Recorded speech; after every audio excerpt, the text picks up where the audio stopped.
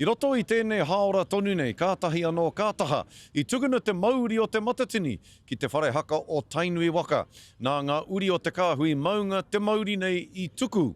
Kuia te tohu, kei te waka o Tainui te haipapa nui, te haipapa ōkawa, kia amo tī toko ake, o rātou katoa I te matatini o te tau, 2027, kā tū ki hopu hopu ki konei, ki roto o Waikato nei. Aneira a Rāniera Harrison. Te mauri o te matatini.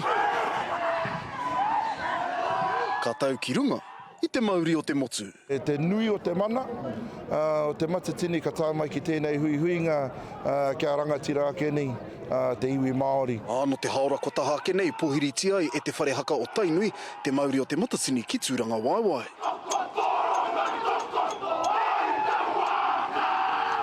Me te aha he mea kawe mai e ngā iwi o te kāhui maunga, he huarahi kōkiri whakamua, mo tā tātou kaupapa. It's a good step and having the Māori come here, ki waka hono hono ngā rohe katoa, it keeps our competition alive. He ahuatanga I te tuki I te tono a mōtai tangata rau I te matatini kātahi anō ka pahika. Kia peka mai te matatini, ki roto I au ia Tainui Waka. Hei te rua mano, rua te kau māwhitu. Nā iaia ne ko whai kāinga no te mauri o te kaupapa.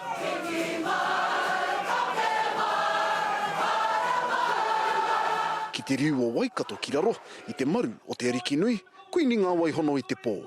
Ka ata whakarite mātou I a mātou, kia pai ai te whakatituki I te rā kaupapa nui whakaharahara. Nau mai rarau mai, ngā iwi katoa o te motu, ngā waka katoa, ki runga I a Tainui Waka hei ngā tau e tumane. Me te aha ngangahu mai ana te hīkaka nui ngā kapahaka o Tainui Waka, ki whakamanuhiritia te motu ki hopu hopu a te tau rua mano, rua te kaumā whitu. E hara I te mea, he mahi taumaha, he mahi uawa, he mahi noa, ka mahi ngā mahi, kora nui. Nā ko te whaenga tuatahi kua tutuki.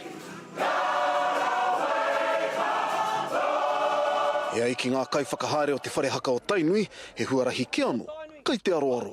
Ko te wahanga ki a mānatou, ko te manaki a kote. Nau mai hara mai.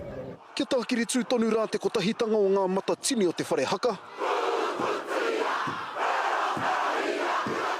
O Tainui, Rāniera Harrison, te karere.